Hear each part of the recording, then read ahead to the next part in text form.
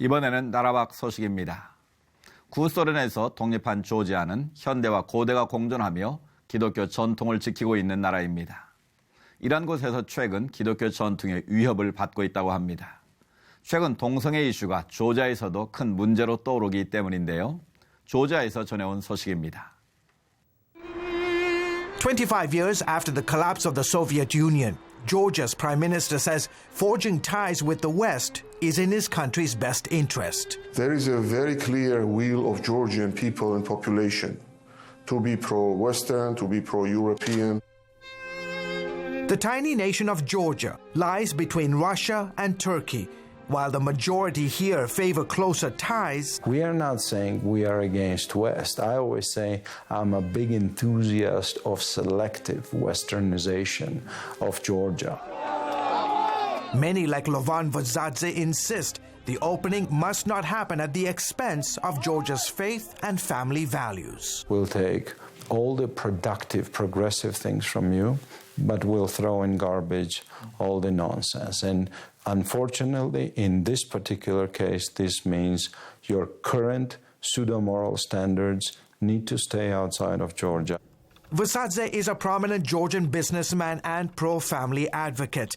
The pseudo-moral standards he refers to are efforts by the US and EU to force Georgia into accepting homosexual practices and same-sex marriage as societal norms. If you think indecent, radically sexual behavior is what you want to do, that's your choice. But if I think that this is an embarrassing sin, I want to remain in a society which is allowed to say that. Much to his dismay, the Georgian parliament, under pressure from the European Union and with help from international pro-gay groups, passed a controversial law in 2014 making it illegal to discriminate against people on the basis of their sexual orientation.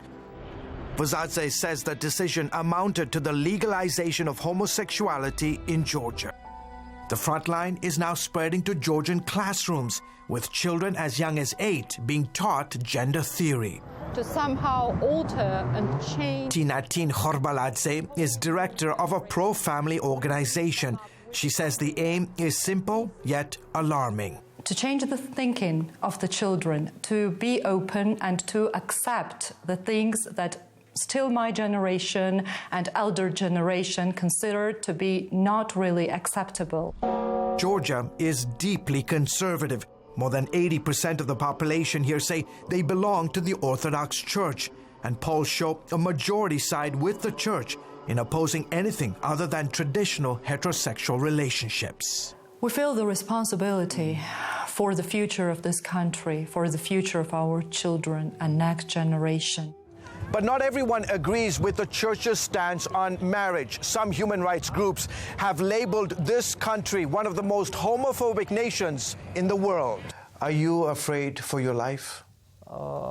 As for me personally, yes, because my life is in danger in Georgia, and not just because of my sexual orientation, but because of my professional activities as well.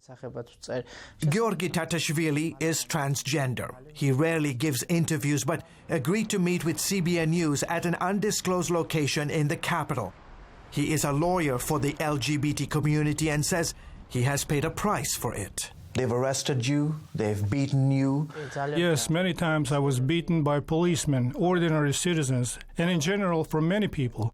Tatashvili made headlines earlier this year when he became the first person ever to file a suit with the Constitutional Court seeking same-sex marriage. The lawsuit is still pending. A majority of Georgians today believe that what you're doing, your lifestyle, is sinful. And they say that you are destroying their country. I think that this is the case, and I'm not surprised people feel this way. The principles of secularism are practically violated in Georgia. The Orthodox Church puts so much pressure on the society to make sure Georgian human rights are not extended to include LGBT people. Meanwhile, Levan Vazadze worries the pressure to become more accepting of homosexuality in Georgia will only intensify following last year's controversial Supreme Court decision legalizing same-sex marriage in America. He bemoans the fact that since the ruling, Many in America are too afraid to speak out against homosexuality. Vazadze is praying Georgia never reaches that point.